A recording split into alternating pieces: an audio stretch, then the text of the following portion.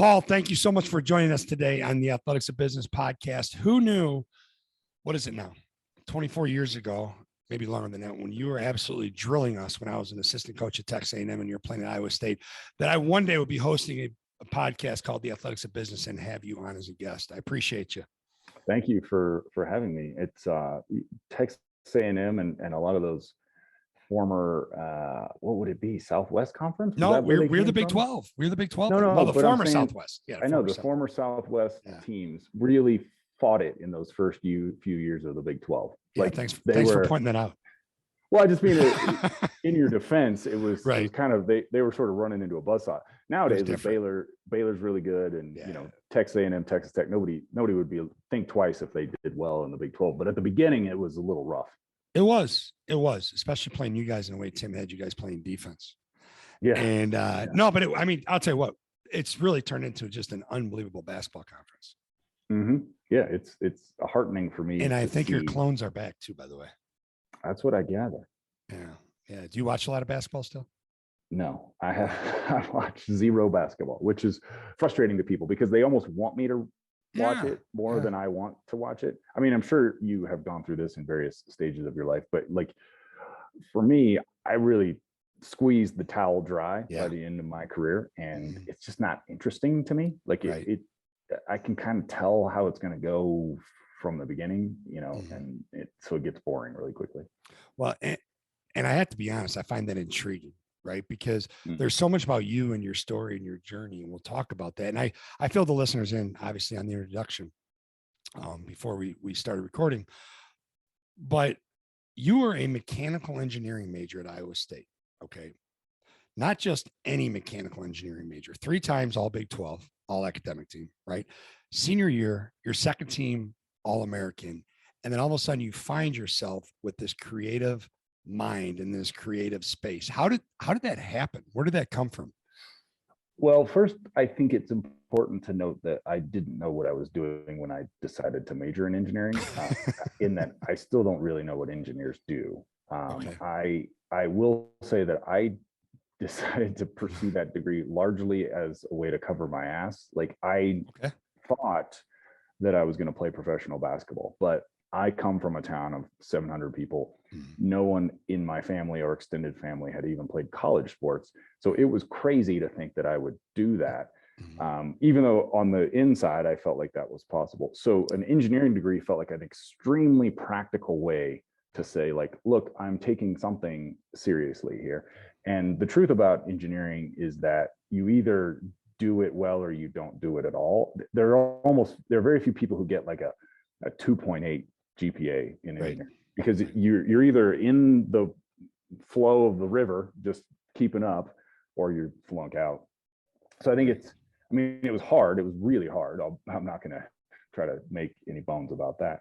But once I was in it, it was just a matter of like coming up with these systems in order to figure out how to be able to study enough and practice enough and stay sane. Although mostly I just didn't stay sane and practiced enough and studied enough.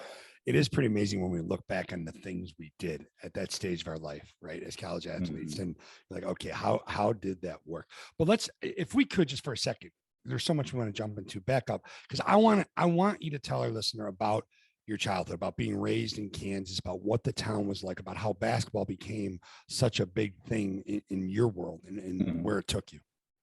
So I grew up in a house at the intersection of 2 gravel roads we had cows and chickens, and I was in 4-H and Cub Scouts and all of the bucolic things that you think of when you think of rural America. Right. My dad was really into baseball. And so as a kid, I thought, well, maybe someday I'll be a professional baseball player like kids do. At some point, we hung a basketball goal up on the deck, and I found that there was this meditative, peaceful feeling from just being out there shooting baskets, right? I'm sure you remember that too, that sense of, I now have control over this environment. And I noticed that, again, similar to what you probably went through, that I had this facility with my body and the way that I could move on the basketball court that just gave me a sense of peace and joy. I think it was an early look at what it's like to be in a flow state or in a state of being in the zone. And then I noticed that when I was playing basketball, when we introduced 9 other people on the court, that I was allowed to be different than I was outside of that. I was always a pretty unsure kid, mostly because I was a really late bloomer. I was always like, why are we interested in girls? I'm still interested in Legos. And basketball allowed me to kind of level that. I could be as kind of base and animal-like as I wanted. I remember so vividly that the fact that like I led my high school team in technical fouls by a wide margin because I would just lose my mind on the basketball court. And so it felt like this kind of free expression. Right. And I think that's what, when I was at my best throughout my career, I was able to tap into that sense of joy and freedom in almost the same way that a musician might on stage. Was it almost like an alter ego who you were on the court? Yeah, definitely. I mean, did you ever go through that? Did you notice that when you played? Well, I did not lead my high school team in technicals because my father was my high school coach. So that was taken care of really quick. Okay. He was old school South Side Catholic League. That wasn't happening. All right. But yeah, I mean, you do. And honestly, you find yourself like, for me now, when I get on the stage and I'm speaking, you find that you go to this place where you can just be this other person that you have. Right. And you find that in athletics as well. So from high school basketball, how did you get to Iowa State? How did that happen? And where did you go from there? So I was recruited mainly by Division II's, Ivy League schools, Patriot League schools, those types of places. Mostly, I think, because I was from a small town and they just didn't really believe that I was any good. I was on some AAU teams, and for the listener who's familiar, that's really where a lot of the recruiting happens. But there was just this stigma attached, I think, to being a white kid from Kansas. Along the way, the minutiae are not particularly interesting, so I will gloss over it. But I was being recruited by the University of North Dakota, told them no. Great basketball, though. Yep. Yeah. And one of their assistants had been a coach at Iowa State previously. He called Tim Floyd, who was the coach at Iowa State, said, "There's this kid in Kansas nobody knows about. I think he could come to Iowa State and be pretty good." So my mom did a little research, and it turns out that if you are a national merit finalist, which is what I was, you could go to Iowa State for free. So we called Tim Floyd back and said, "Would you like to have a basketball player for nothing?" And he said, "Yeah, of course." So I went there as technically, mind you, a 6'9" basketball player too. Yeah, like a 6'9" guy who's going to play in the NBA someday. Would you like that guy? So I was able to go as a technically a walk-on to Iowa State. Most people didn't know I was a walk-on, which I had a certain amount of, I don't know. I was unsure that it was a good idea to let people know that I was a walk-on, which I think, in retrospect, you've been around college sports, was probably the right move. I was like, that was my one demand, was that nobody could know I was a walk-on. Well, here's the thing. Okay, first of all, we have to give a shout out because I think that assistant coach at North Dakota was the legendary Steve Craftsison, was it not? It was indeed. The one and only. All right, the one and only. Kay is the absolute best. But here's the thing. All right, you try to downplay in your career, but in my research for our time together, all right, I came across your stats at Iowa State. 109 games played, and this was a great time frame, a great period of Iowa State basketball. Okay. You started in 47 games, which is nothing to snooze on. 822 points, 552 rebounds. But I got to tell you, your most impressive stat is you shot 50% from the 3-point line. You were 1 of 2. Yeah, it was too. What a weird time. Because there's a lot of guys that would love to put up 50% from the 3-point line. Tim should have let you shoot more. Well, yeah, it's in thinking about it, and people might be able to relate to this when it comes to how the world works. I knew that I was kind of behind when I got to Iowa State. So there was Kelvin Cato was a senior when I was a freshman. Dedrick Willoughby was a senior when I was a freshman. It was a good team. And I needed to figure out a way to get on the court. And so I settled on, play really hard, right? Yep. In high school, and then after actually in the pros, I was actually something of a scorer and a shooter, in fact, but kind of ascertained that like my best way to get on the court was to be a hustle guy. And then we ended up having really good teams my junior and senior year that were led by Marcus Fizer, Jamal Tinsley, guys who went on to play in the NBA, and some other guys who were also really good who played overseas. And it wasn't really necessary for me to score. I needed to do other things. Right. And so like, it is funny to me to look back at college when I didn't shoot at all. Towards the end of my professional career, that's all I did was shoot. Like I just stood outside in Spain and chucked up 3-pointers. That's fun. But I think that is that realization that you have to adapt based on the situation, right? Like here I was at Iowa State on teams that were routinely in the top 10, 15, or 20. So it doesn't really matter what I want to do. It matters what I need to do to fit into the context of the and what the team needs you to do. Yeah. Right. Yeah. That's interesting. So you had a blog when you were with the Phoenix Suns, right? That was very, very popular. But before we get to that and get to your books, where did the passion for writing come from? I don't know. I think it was that's amazing. I love that though. That's amazing. Yeah. I mean, as you know, Ed, I ran a writing space in LA for quite a while. And I would always be a little put off, to be honest, by the people who came in and they were like, I've wanted to be a writer since I was 5 years old. And so why aren't you one yet? To each his own. Yeah. But I would always kind of go through that mode of like, well, then just start writing. Like, what's the hang up? I think I came to it in such an organic way, which I love about it. I read all the time when I was a kid. Before I loved basketball or baseball, I loved reading, but it had never really occurred to me that I could write my own stories. Right. Until when I was a senior in college, my brother had a teammate who had gone off to play in Spain in the second division, and he would write these emails about what it was like. And I resolved at my senior year in college, if I ever get to go play, I will do something similar, because I love the way that he was able to describe this strange situation in a funny way. So sure enough, I got to Greece my first year out of college, and it was just as wacky as you can imagine. We're playing in Israel, and I'm not getting paid, and there are people shooting, fireworks inside the gym.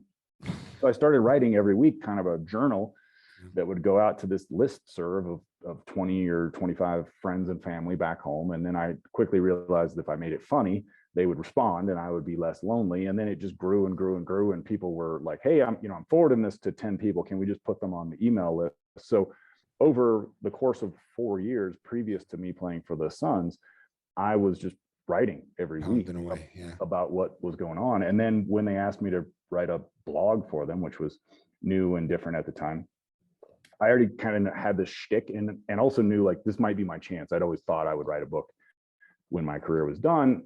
Thought to myself, if I do this well, this could be the thing that like draws some attention. And sure enough, I think it's the one time in my life that I've been right. So I'm like batting about 1% on that. Well, it's better than 0%. So when you were writing your blog for the Suns, what did your teammates think? What did management think? Or did you not care? How did that all work out?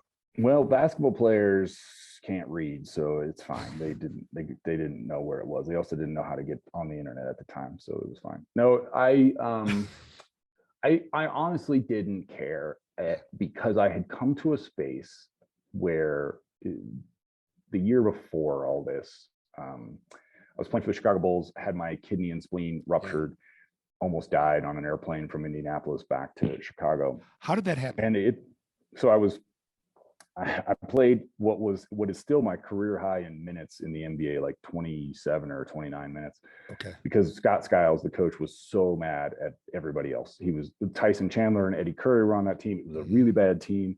They had signed me basically to, run around and run into things. And so I was playing a bunch and playing pretty well in that game against the Pacers. And we were losing badly, but I knew like, okay, if I can keep doing things right, I'm proving that I belong here. I'm not going to be a star in the NBA, but I could be somebody's 8th or 9th guy. And you know how that goes, right? It can happen really quickly. Like it doesn't take totally unexpected too. Yeah. For you get in the right spot. And then a coach is like, wait, this guy's actually pretty good. So I could sense that was happening. Anyway, there's 5 minutes to go in the game. We're losing by a ton. Austin Crozier is rolling to the basket over here. I drag myself across the lane, tired as hell, but knowing like I got to do something, put my arms up to try to take a charge. My my rib cage lifts, his knee goes into my side, my kidney and spleen hit my backbone, like two water balloons hitting a telephone pole. And it was just instant, like bleeding inside. I didn't know what was happening, of course. Also didn't want to make a big deal out of it because I was on a 10-day contract. So kind of like suffered my way through the shower, the bus ride to the plane. And then the plane ride was just pure misery. An hour of the trainer like looking at me like, this guy might die right in front of me. I might have screwed up by putting him on the airplane. I didn't, of course. I'm here with you today, Ed. And ended up not even losing a kidney, just bled internally for a long time, was in the hospital for quite a while. But the point of that was that I came out of the hospital and out of that experience with a very different attitude. I had, we mentioned that kind of wild man attitude that I had taken to basketball when I was younger. I had gotten really conservative and really afraid as I played. It was all about like maintaining, proving that I belong. And by the time I got back to the Suns, that a year after all of this, I just truly didn't give a shit. Like I would say whatever was on my mind, and also like became beloved because of it. I was going to say there had to be some guys that loved you for it. Yeah, people. I think it's not. I got a reputation for being clever and funny, and whether I was clever or funny is not really interesting. I think what's interesting is that I just told the truth. Like I would just say like, yeah, I remember writing at some point, like we were on some 6-game road trip and in something very minute and potentially not interesting about like, well, I went up to the wrong hotel room today because you're traveling so much that you forget like what hotel you're in. And so trying to get people behind the curtain of like what it's really like to be on an NBA basketball team, talking about like what it's like to not play very much, how distracted and bored you get and how long the games are. And I think, some people had that really resonate because they're going through something in their own lives that maybe wasn't as glamorous as it first seemed. And they could relate to being the guy who's not the star, who's, kind of translating what things are like. I will say that a lot of people also did not like it. Like a lot of people don't want to be shown that. They would invariably say, wow, how could you be so ungrateful? Which I think is interesting, as you know about sports, right? Like it's then don't read it. If it's not for you, don't read it. That's it. Yeah, totally. And I think it's interesting because I've gone through that a lot where people would be put off that I'm questioning the way things work or I'm, telling the truth about what's going on behind the scenes. And they struggle with it because I think for them, they look at professional sports or college sports like they looked at their high school sports. Like, oh, you just show up and you practice a little bit. They don't understand like how much goes into it and how razor thin that edge is between you being a coach at Texas A&M or me being a player at Iowa State and us being somewhere that's like not nearly that. It's also true that the competition gets so intense at those upper levels that it becomes less about it's fun and more about like, this is like, there's a lot of people who want this spot right now. So I got to do everything right at all times, which becomes pretty pressure packed. It's mind blowing to me when people say that professional athletes, college athletes are spoiled. Now, there are some, but there's some in any walk of life, doctors, lawyers, I mean, anything, you name the field, business, whatever, right? Any field of endeavor. But when folks don't know what goes into it and they don't know the hours you put into it, they don't know the edge and that you live on every single day, fighting for your position, fighting for your job. And they say, well, they make too much money. It's called market value. It's called what I'm worth because it's called what I, and that's a whole other road to go down. But that's what just intrigues me and it fascinates me about your story is you found a way to communicate that. And that's why I loved it so much. You communicate it to people in such a way that it actually resonates. I mean, there's going to be, the outliers that don't like it. And that's fine. Like I said, then don't read it. So you have the blog with the Suns and you continue writing things that you believe in. And I guess what I'm getting is, did you feel the liberty to not have to conform? Like you said, you started playing safe, like when you're with the Bulls and you're trying to keep your job. And after that, incident, you played free again, right? And you said what you wanted to say. Is that how you started to write then? In terms of like, I'm not going to live inside the walls and the constraints that you provide me. Yeah, and I think that's one thing that if you'll allow me a bit of introspection, I have been thinking a lot about that in this last couple of years, especially from a perspective of leadership and how to set the right example for things.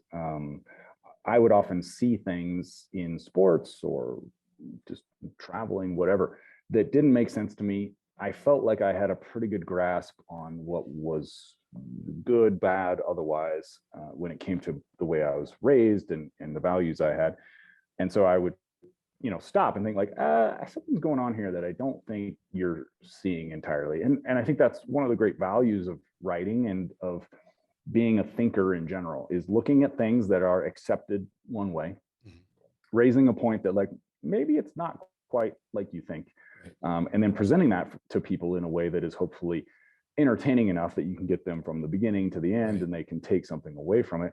And, I've struggled with that in my post-basketball career, like how truthful to be, how much myself is okay.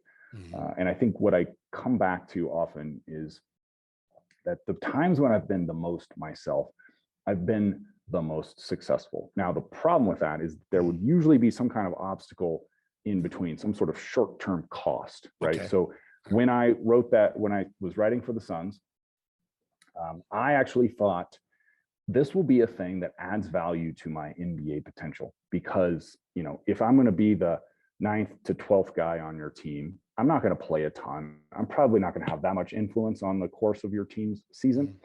But if I can bring in the nerdy group from, Scottsdale, Arizona, that is like, you know what, I like that Paul Shirley guy, because if we're going to have a 10th guy, I might as well have the one that like is interesting and different. Maybe I add value of an extra 1,000 fans or something, not at the game, but just like kind of in general. Right. I was totally wrong about that. My agent told me that after that blog, I was more or less untouchable. I did go to one more training camp with the Timberwolves. But it was really hard for him to find me spots in the NBA, again, because I was very marginal. It wasn't like I was going to change the fortune. So my calculation there was wrong. However, over the long term, that attitude, I think, served me well, because then I got these post-basketball jobs, writing for ESPN, writing for El País, which was a Spanish newspaper.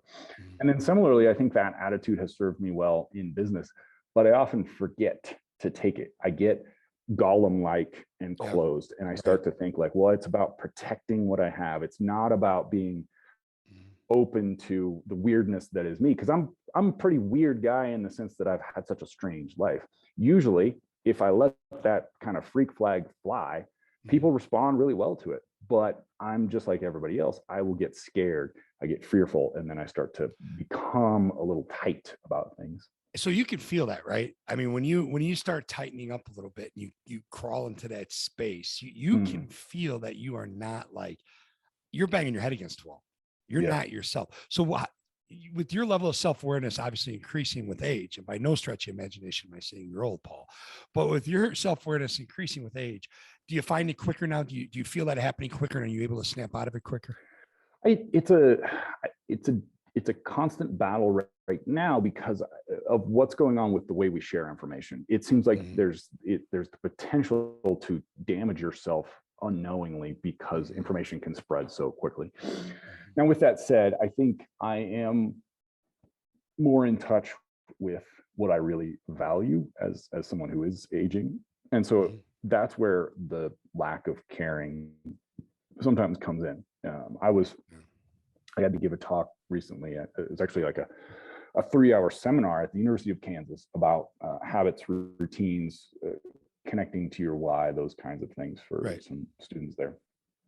And the night before, I was really struggling because it occurred to me, oh my God, I bet these kids are going to have masks on, right? And so what I love about speaking, and you can probably connect to this, is that I love that connection that happens where you see the light go on for someone. Maybe they're laughing, maybe they're thinking, whatever it is. I was like, oh, Jesus, I am not going to do well if I can't tell what's happening. It's all eyeballs at that point. Yeah, it was. And so sure enough, I got there, and it was, like giving a talk for 120 mannequins.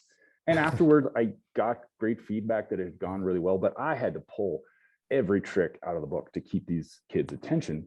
Right. And the night before, I was like, you know, what am I going to do if I can't manage this? Like if I just can't get through. And I thought, and this is a little self-referential and self-aggrandizing, but as part of the book deal, as part of my first book, we actually sold a TV show, a TV pilot based on me and my life. And the night before, when I was laying there, I was like, you know what? Fox spent $3.5 million making a TV show about you, Paul. So, you know, there's something that you do that is right. Like, so tomorrow, whatever happens, your instinct is probably correct. Now, it may not go over well, right? Like in the short term, it may not be perfect, but there is some evidence here that you do know some things about like what is successful or what will help people.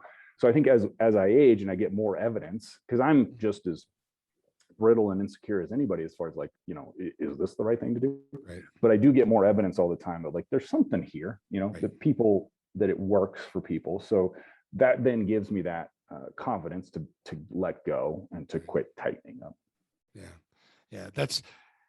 What was that like when they bought the rights to your show, the TV show based on your life? What was that feeling like? Well, I think that was another example of me knowing I had some good instincts that I didn't follow.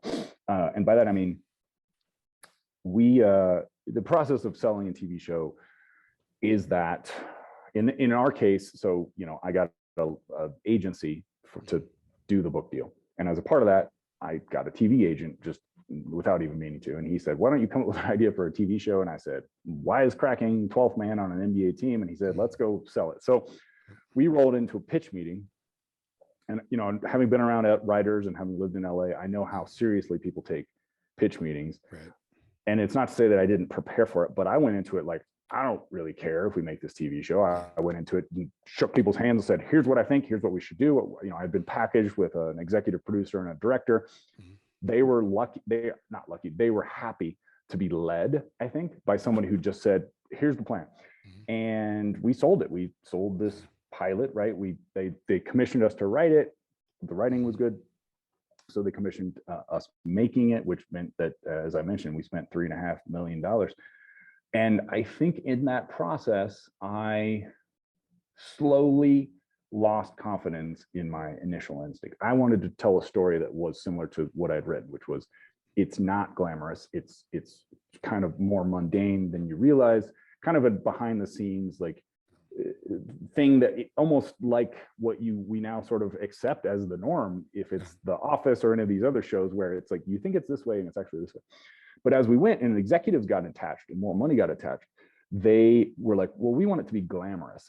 As I recall, we were building a set for the team plane, right? Yeah. And they were like, well, so what if we had a bar in the middle of the plane? I was like, that wouldn't happen.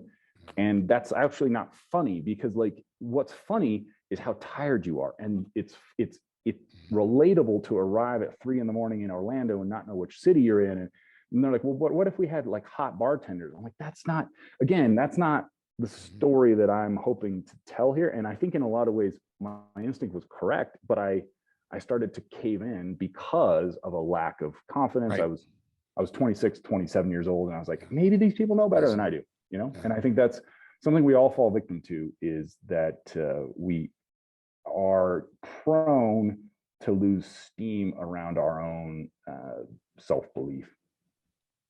And why is that? Because that's a significant statement.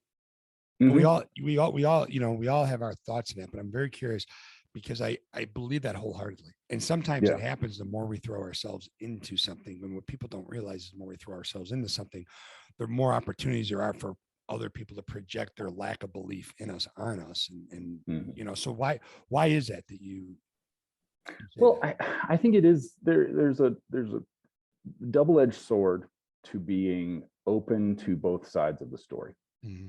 In that, you know, in order to grow, you need to be open to new information. In order to self-modify, you need to be open to criticism. etc. But if you are too open to that, then it can slip into self-doubt and to questioning yourself. Now, I don't know that war ever will go away, at least not for me. And I think that war is just part of it, right? Like, yesterday I had a tough day because I had come back from that trip to Kansas. And so I was kind of re-immersed in what's going on with the business. I was looking at our bank account and I was like, uh-oh, what's about to happen here? And that led to the middle of the day after lunch, me putting on some music, laying down on my bed and being this full on near panic of like, what am I going to do? What have I done wrong? What's going on? And then slowly I was able to work myself through that and back. And I think the answer usually is never to think that will go away. It's just to get better at the coping mechanisms for how you ramp back up. I talk a lot about how important it is when you fail at something to wallow in it, to let it sit for a while, as opposed to trying to rush off to the next thing. So like wallow and then rebuild whatever process or system that you need to. I think, as you know, well, go ahead. No, I was going to ask you, by wallow, can you tell the listener what you mean by wallow and sit in it? So I think basketball is such a great trainer for this because there's just a litany of failures, whether it's you missed a shot, you missed a shot, you rebound went off your arm, or you lost a game, or a season's over. It just trains you in that cycle of failure, which I think is really valuable. I think people need to kind of rejigger the way they think about failure. Like, you know how it is. If you miss a shot, you probably couldn't control that. You've practiced a zillion times and it just, you were off balance or whatever it is. And I think that's true in life, that you're gonna fail. So learn how to deal with that. When I talk about wallowing, I in fact kind of loved a devastating loss because it was so visceral and it got you to such a low level that it was immediate and real. So for me, wallowing after a loss meant putting on some music, something really hard and aggressive, me listening to the Deftones or Nine Inch Nails or something, connecting to the fact that somebody else had gone through something tragic in their music or whatever it was, sitting with that. Maybe, there's lots of famous pictures of me crying on benches in the NCAA tournament and at the end of various games. And I think the depth that you can go to a level of despondency, the further you can get into that, almost the better, as long as you can find your way out. So for me, it's, taking that time to sit in pain with that feeling of failure, knowing that I have strategies for working my way through this, right? Which are the usuals, right? Exercise. And for me, it's writing. For me, it's eating right. It's talking to friends. It's having a therapist. It's going to physical therapy, all of these things that help me to move through it. That is, I think, really true in all of our lives. And I think one of the detrimental aspects of this thing right here, right, is that we can always seek new little bursts of dopamine or serotonin that allow us to kind of think we're shortcutting that. The problem is that then you're just pushing it down and you're going to get to deal with that feeling later. And I want to be clear that I don't have all the answers. I'm still fighting with how do I translate that ability to wallow, to kind of regroup from my sports days into being a business owner, being just a person in the world. Well, and part of that speaks to, when I was coaching, I try to put my players in position to fail at practice. And what does that mean? People listening probably be like, what are you talking about? No, you put them in challenging situations where they have to overcome some sort of adversity, and they either win and they either lose. And if they lose, they figure it out and they learn from it. So when it happens in the real world or it happens in a game, they're better at responding to it, right? They're better at processing it at a quicker rate and moving on to the next situation, the next play, the next shot, whatever it is. And I think in life and in business, that's the thing that I have found over the course of the last 6 years owning my own business. It's like you take some pretty big hits that nobody know about, nobody knows about. My wife might know about it, and then again, she might not, but you take some big hits financially and you got to figure it out. And sometimes you make these decisions and you trust your judgment and you realize you made the wrong call. And instead of beating yourself up, It's like, okay, let's figure out why it was a wrong call. Mm-hmm. You know, and then sometimes you actually come to a conclusion. I probably do it again the same way. Right. You know, I probably wouldn't, maybe it would come out different. But I think this is a great segue because I consider you, as I mentioned earlier, an expert in change. Why? Because you look at the wow effect, you look at all the things, and you look at failures. All right. Your first book, all right. Can I have my jersey? Can I keep my jersey? Excuse me. 11 teams, 5 countries in 4 years. When you were changing teams, okay, and you're moving on to that, did you consider those failures, or it's just it is what it is? I can remember some vivid failures where I internalized it as a failure, even though it maybe wasn't. So Right. I mentioned that my first job was playing in Greece. My actual first job was I went to training camp with the Los Angeles Lakers of Shaquille O'Neal and Kobe Bryant, and Phil Jackson was the coach. And I'm not totally sure how I wrangled that training camp invite. I was originally supposed to go with the then terrible Cleveland Cavaliers. They actually canceled my invite, and my agent was able to pull off this trip for me to go to camp with the. It's great. It's a great exchange. Yeah, best team in the NBA. Yeah. And I was out of my depth that first year. There were certain things that I was starting to figure out. I think they were surprised that I was better than advertised. Tex Winter, who is a K-State guy, will always live fondly in my heart, because when I went to each coach after they cut me, he said, "I don't know why we're cutting you. I think you're great." And I was like, "That's amazing. Thank you, Tex Winter."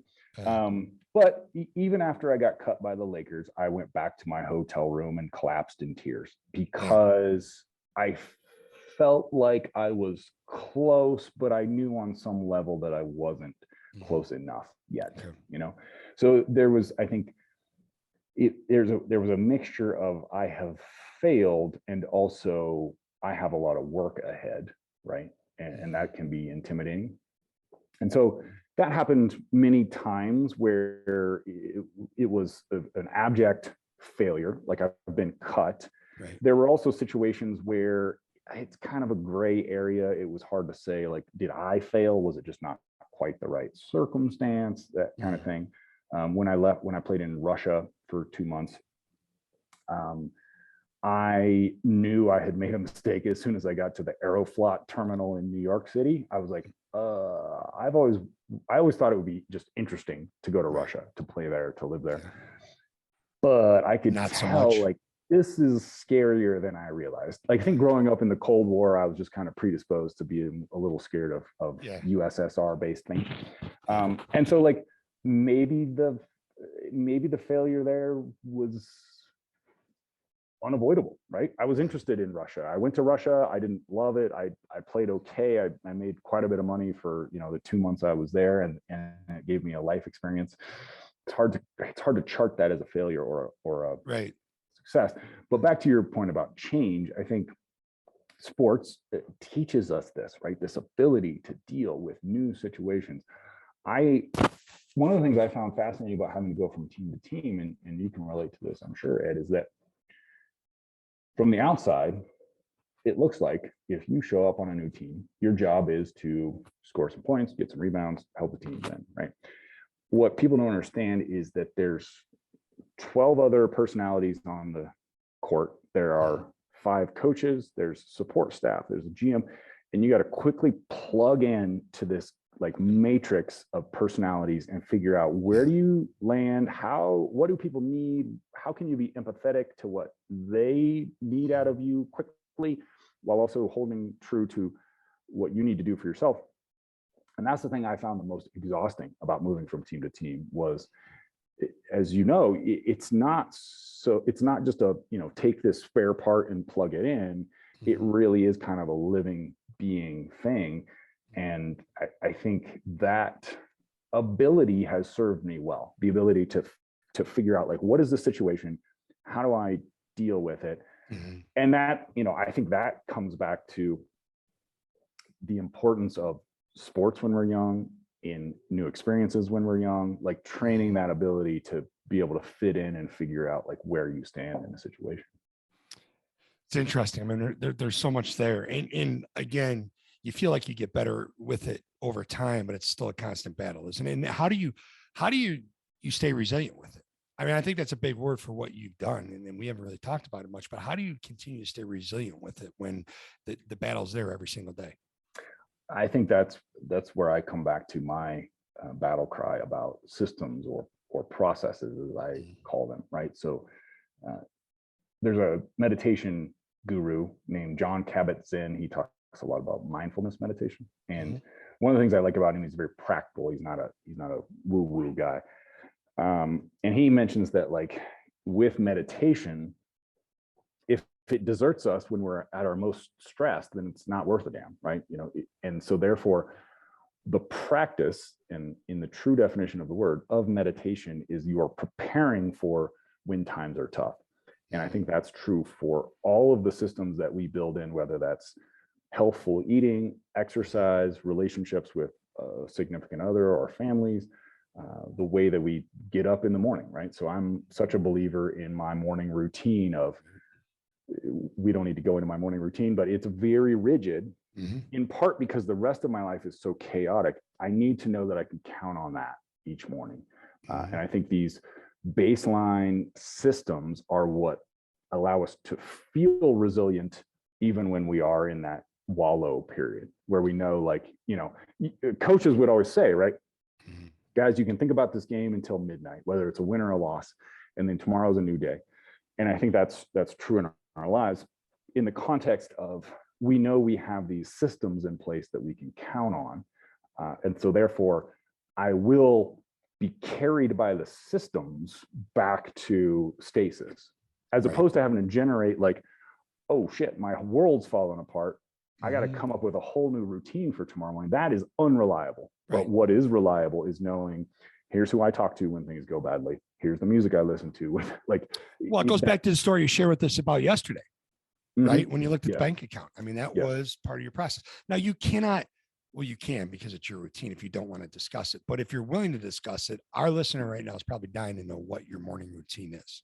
Well, I don't think it's particularly revolutionary. I think what has been interesting about developing this routine is how many, like, cues and rewards there are. So I have had to train myself to be a morning person after being, for 33 years, kind of a night person. Right. Yep. Sports, people are always like, well, why would it be a change? You're like, okay, think about when basketball games are. They're when people can watch them. And that means you're up till 12:30 or 1 every night, and practices are oriented. So I've had to really switch gears on that. So it's figuring out, what do I love in the morning? For me, that's, okay, I'm going to listen to an album while I'm making music, or making my breakfast, right? And then I eat my breakfast and I read while I eat. But this is all preceded by some hot lemon water, which I've gathered is good for the GI tract, right? After that, it's a little bit of exercise, because my body will feel a lot better if I've done something like a little bit of yoga movement. Then it's meditating for 5 minutes. Then it's getting to a coffee shop and writing for between 30 minutes and 50 minutes. And that's, like, it has to be clockwork. That all happens before I turn my phone on, right? So, like, the important key there is that I haven't let the outside world intrude. It's that time is all mine for sort of prepping myself for the day.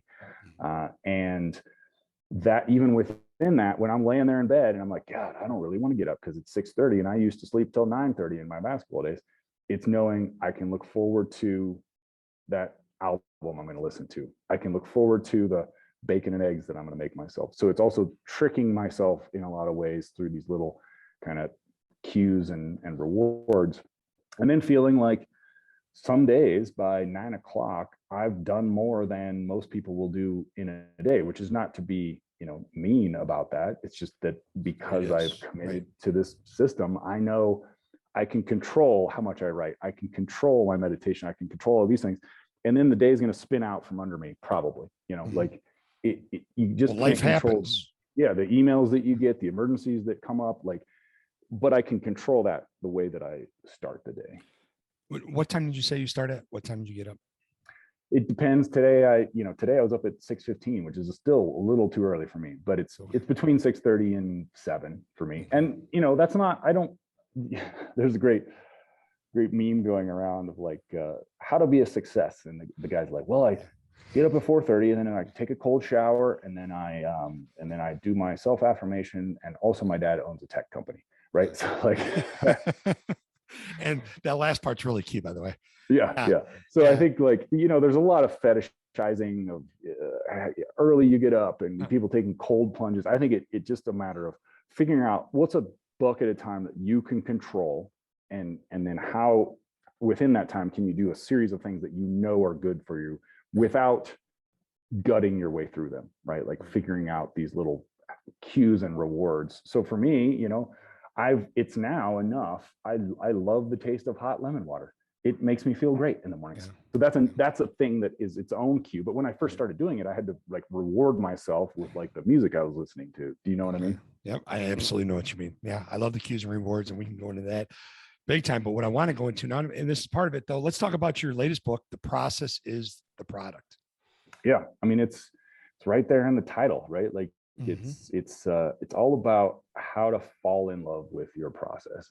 I'm such a believer, based on my own experiences and from what I've seen in the world, that there is no gutting our way through it. We have to figure out what we love about the day-to-day. So if we use writing as an example, I love the feeling of losing myself completely in it, of that sense of being in a flow state.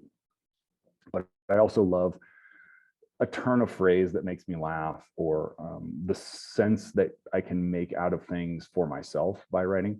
And so I'm addicted to writing. That doesn't mean that it comes easy. There's that quote of like, I hate writing, but I love having written. And I still fight with that a little bit. There are days when I don't want to do it, a lot of days when I don't want to do it. But then when I get into it, just like in my basketball days, I was always fascinated with how we were able to go from sitting in a car or a bus to moving at a speed that most humans will never move, right? And that was, you go through a warm up and you kind of ease into it. And so for me, that is the key, is figuring out, what do I love about this day to day? And I think that's something that people are fighting with right now. I mentioned to someone the other day that I live in an apartment complex here in Denver with a lot of people who are younger than I am. And it seems like there's a lot of people who are in tech sales, whatever that means. And when I ask them like, hey, so, what do you like about this? Like, why are you doing it? You can see them kind of go dead behind the eyes. And you want to grab them and shake them and say, like, it doesn't have to be this way. Right. It's not, there is, I like the phrase toxic positivity, because I'm not talking about you should wake up every day like clicking your heels thinking like, I love my days so much. Like, that's nonsense. But there has to be something, and that thing in there could be attached to, I like getting better at a thing. If you're in tech sales and you're like, what I love about it is I'm better at this than I was a year ago, and I love that sense of improvement. Great, that counts. That is totally valuable and valid. But I think what I see is people who've been sort of bewitched by this idea that they can earn enough or achieve enough power or fame to make themselves happy, and they know that it's not going to happen. There's enough stories about this. It's not like, I'm the first or even the 100th to talk about this. What we have to have is that sense of day-to-day satisfaction. A story that I love, it's a little potentially erudite and annoying because of it, but so Tolstoy, after he wrote Anna Karenina and War and Peace, was the most famous author in Russia. And he writes in his autobiography called Confessions, he's like, I have everything I ever wanted. All I ever wanted to be was a famous writer. Why do I want to kill myself? So he examined it. He went out and talked to people about like self-satisfaction in life. And he tells a story about, I think it's like a wood chopper. I can't remember exactly, but like he went out and he realized like, oh man, that guy has it all figured out. He goes off to his job. He chops wood all day. He comes home. His wife has his porridge ready for him and a fire, and he's there with his kids. And he goes to sleep with the satisfaction of knowing he did a thing in that day, and that's all there is. Like we're all searching for some like deeper meaning, or like if I achieve this, then I will be like somehow hit some level of nirvana or whatever. But that day to day is all there is to it. You'll never get away from it, even if you're the most famous author in Russia. And that's what I learned in basketball. I'm sure you saw that in basketball. There's no number of wins that can make you happy. There's no amount. There's always more. yeah, you'll always be chasing. Now you'll always be tempted, and we have to be aware of that. And there could be some fun with the things that come from material wins. But if we can't figure out what do we love about the day to day, we're kind of in trouble. Well, and here's the thing, like, people think you have to get to a certain point in your life where you can focus on your why and you can focus on your passion, you can focus on what you love about the process. But that's not it. I mean, it's not, hard work and joy doesn't have to be mutually exclusive. Hard work, joy, and monetary rewards at a very high level do not have to be mutually exclusive. And I think that's the thing you need to talk about. I love living in the apartment complex with folks younger than you. And it's like, they probably look at you like, man, I want to have that fulfillment, that happiness when I'm his age. Well, why wait? Crap, I wish I wouldn't have waited. Right. Yeah. I mean, that's, I think sometimes we know more about who we are when we're 15 than we do in our 20s and 30s and maybe 40s. Before so many other different influences get a hold of us. Yeah. I think back to what did I value when I was 17? Well, I valued basketball. I valued my relationships with friends and family. I valued reading books. I valued ineptly chasing girls. Like, those were things that I was into.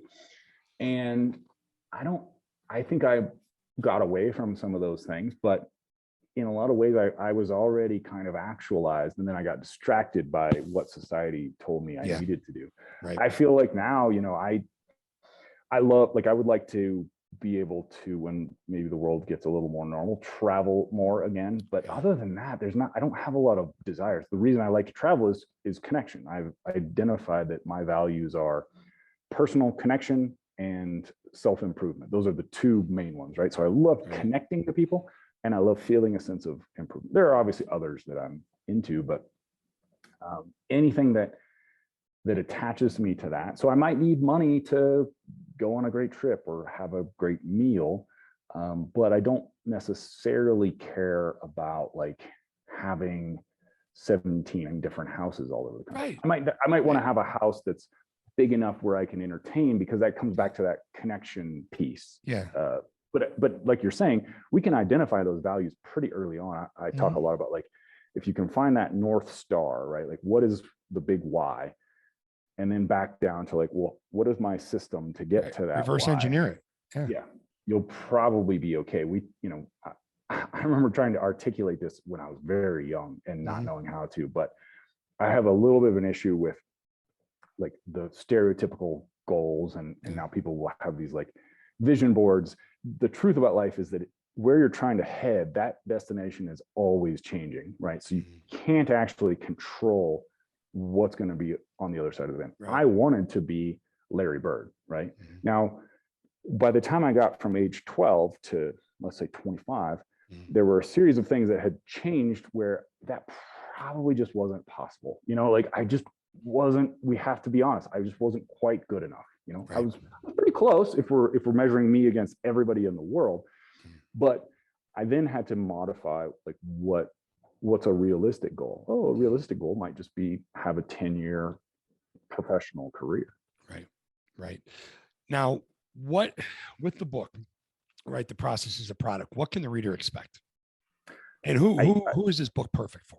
I hope that the reader will get demystification, which means what I mean by that is, you're right, and we're both on the same page that all of this requires work, but it's not nearly as hard as people would tell you. And that's growing up, as when we started this conversation, we talked a bit about where I grew up. I felt like, as someone in a small town, I felt like an outsider. We touched on this before we went on, that my parents had moved from California when I was 1. And I think they were still trying to figure out, like, what is it like to be in this town, etc. And it felt like there were people who had the information, whether that was Little League or Cub Scouts or 4-H or whatever it was. Right. And they kind of wanted to make the people believe on the outside that it was harder to be in the in-group than it actually was. And I found that to be really true with sports, right? Like, there was this sense of like, well, the reason that I've made it is because of X, Y, and Z factors. And then we start to dig into like, how do you actually make it? It's very incremental. It's a lot of doing a little bit each day. It's never about talent or some sort of giftedness that people want to make you believe. I think there's insecurity around accomplishment. Sometimes people who have accomplished want to make themselves believe that they're sort of ordained by some magical power. They don't want to admit that they were confused most of the time. So what I would hope is that the reader would get through some of the stories that I've experienced a sense that they can also do this, that they can build systems and habits and routines to accomplish things, and that it won't be nearly as hard as maybe the world has convinced them. I love the word demystification, because that's what a lot of it is. Just break it down into its most simplest form and realize that you can just take the first step. Yeah. Now, where can a listener find out more about? Because there's just one thing I want to touch on, a couple of things before we wrap it up, and I want to make sure we get this out there. Where can they find the book, all your books, your website, everything, social media? I love your quotes you put out there on LinkedIn and everything else. Share that with our listener. So the best way to find the book is on Mr. Bezos's site, Amazon.com. And the best way to get a hold of me is to go to the website, createyourprocess.com. So I run a company around this idea of helping people create processes, and that's both in person here in Denver. We have a workspace for people, and then I'm actually in the workspace right now, and we have an online version which involves some amount of performance training and virtual co-working. A lot of what we talk about is setting up behaviors in order to change behavior. So helping people come up with these experiments. How do you experiment with waking up every day and having lemon water and seeing what effect that has? More specific to us, a lot of it comes around this idea of getting work done, working deeply, finding a way into the zone. A lot of our customers are creatives, but also freelancers, people who are kind of that digital nomad. Maybe they're part-time at a place and they're trying to pursue something on their own. Lots of I think that it's interesting how many people right now are in industries that are kind of creative adjacent. So that might be they work at an ad agency and they're doing something creative, a long-term project, but they've kind of been left to their own devices on figuring out, like, how do I actually accomplish that? And is your work limited to writers and people in the creative space? I mean, can you take someone who's, for instance, I love when you go look at your LinkedIn profile, you look at your bio, you taught at, was it the Los Angeles Police Academy, right? Yeah. On creative, right? I mean, but that's pretty fascinating when you think about it. I mean, you're teaching them the creative mindset and how to do certain things, correct? Yeah, I was. And so to answer your question, we take all comers here. I am really interested in helping people who are on their own, right? And I think there's this like silent majority of people now who, because of, it might be work from home because of COVID, but it's probably not that. It's just that the world was moving that way to a lot of independent contractors who don't have an office. I think, when we talk about co-working, a lot of times people think of like WeWork or something like that. Most of those are actually aimed at small businesses who might bring in an entire like group of people. Right. What we're aimed at is more specifically the person who's out there on their own, who might otherwise be working in a coffee shop, who's just kind of flailing away because of a lack of structure, accountability, community. And that's what I love most, is seeing those people have the light go on, where they're like, oh, wait, I can do more in 45 minutes in this space than I could in 3 hours. And understanding that we all need that sense of connection. So is everybody in your co-working space, are they in the program in terms of the process and the work you folks do?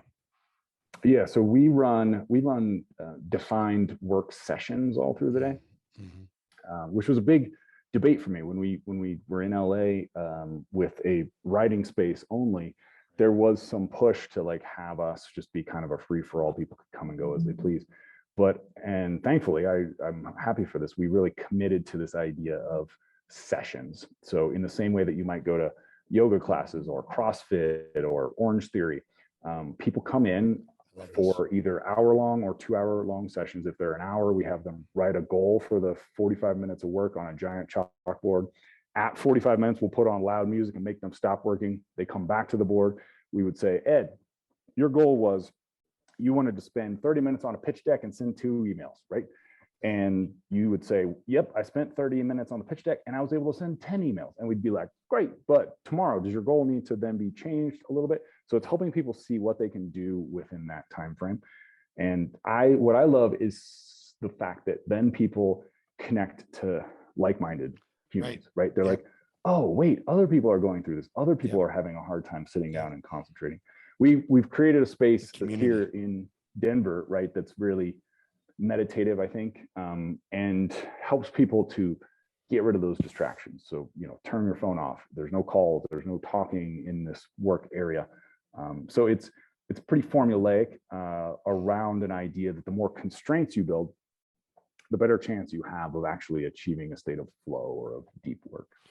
Okay, I can't just leave that sit there. Can you explain it? Because I absolutely love what you just said. Repeat it and just go into that a little bit if you could. So when I talk about flow or deep work, what I'm talking about. Let's go to the constraints. Yeah, let's go to the constraints first. Like what you said, the more constraints. Right. So I think, first we have to establish what we want to accomplish. We want to accomplish flow, deep work, being in the zone, that sense of losing time.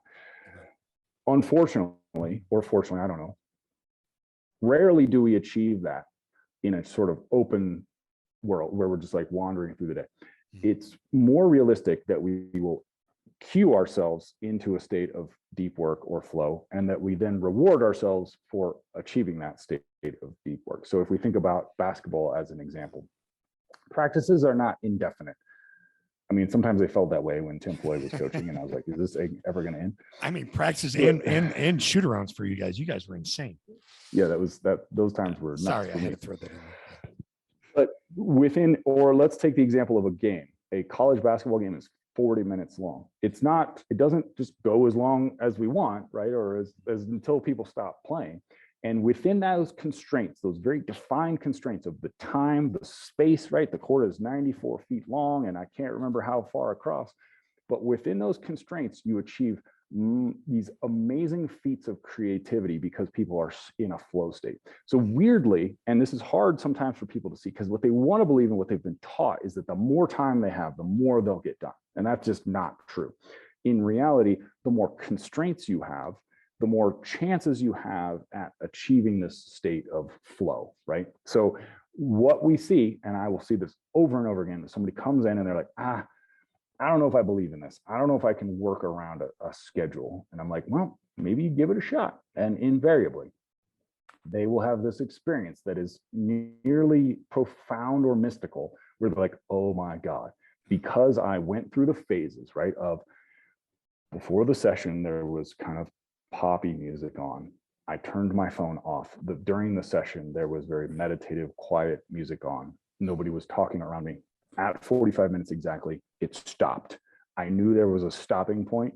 That stopping point is so key because that's what allows you to know that you have to get this work done. If there's no stopping point, and people see this all the time when they just kind of like give themselves a kind of boundless day, you'll never get started. That stopping point is so vital as a constraint for getting us to get to it, right? So if we go back to the basketball analogy, we know that there's an end of the game. So we better start concentrating from the opening tip, because like that there's not the option of like, hey, we'd like to buy more time. That's not a possibility. And so we use that very aggressively here to give people the sense that there is a stopping point that is going to be hard and fast, and you have no choice. You have to turn your laptop or close your laptop at this point. And now we have to talk about how it went. Does that make sense of it? It makes total sense of it. And I love that. And it makes, and I'm sitting here, I'm writing down an exercise I'm going to do with the client of mine I have in March. You really could, you and I, our point of reference is basketball. You could take a sport like golf. What are the constraints inside around a golf? Identify those constraints and where your creativity comes and where it shows up. You can parlay that. You can segue that into your business world, right? Or into whatever field endeavor. I absolutely, I love that. Now, I'm telling you this right now, it's gonna happen sooner rather than later. I'm getting on a plane. I'm coming out to Denver. I'm going to spend a couple hours inside your co-working space, and I'm going to jump into one of these focus groups because I think it's amazing. But what if I'm sitting here in Chicago, or I'm in LA, or I'm in Miami, or I'm in Texas, and I want to work with you? Do you have anything online? Is that something you're working towards, or you already have that? We do. We actually have a thing called the Process Online, which is both virtual co-working and performance training. The virtual co-working is actually kind of interesting. My mom actually uses it almost every day. It's very similar in that we have channels on a private Discord server. Discord is a lot like Slack. So people will log in, and before each session, they have to set a goal. We have staff who are online, who are kind of waiting to see who registers for each session. And they will say, okay, so right now you're working with Ed and Betty and Frank, and you guys are scattered all over the world. You're going to work on whatever you're working on for 45 minutes. And then they will call you back to that channel, have you log what you actually accomplished. And then they talk about, they'll put some sort of question forward, like, how focused were you, that kind of thing. So it's actually, it's really cool. It's a version of this physical space for people who can't be in the physical space. And what I find to be really interesting about it is how these connections will develop. We have, I know a member pretty well who's in Perth, Australia, and then we have another member who's in Rotterdam. And these people are, on very polar opposite ends of the world, but they're going through the same thing. Like, how do I focus? How do I concentrate? And they're getting to talk about that. Pretty effective and pretty productive being online. So we had last year was the first year that it existed. We launched in January of 2021. We had 3 people who did one of our deep work sessions every single day of the year. And that's amazing. 365. Right?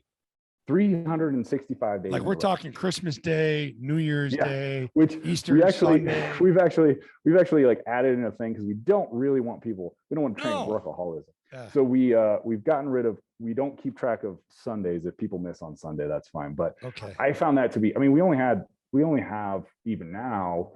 It's a pretty tight community. It's only 80 people or so. Okay, that's awesome. If 3 out of 80 did a session every day, then I think it must be working for them. Absolutely.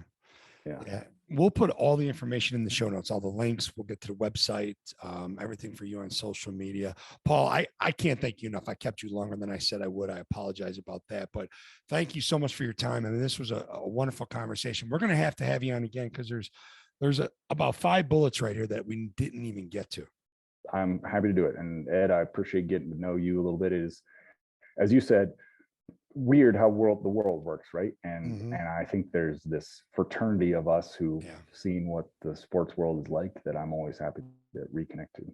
Absolutely. Paul, thanks for everything. I wish you all the best. And I'll tell you what, we're going to do the second your encore episode. We're going to do it in person in your space in Denver. All for it. All right. Thanks, Paul.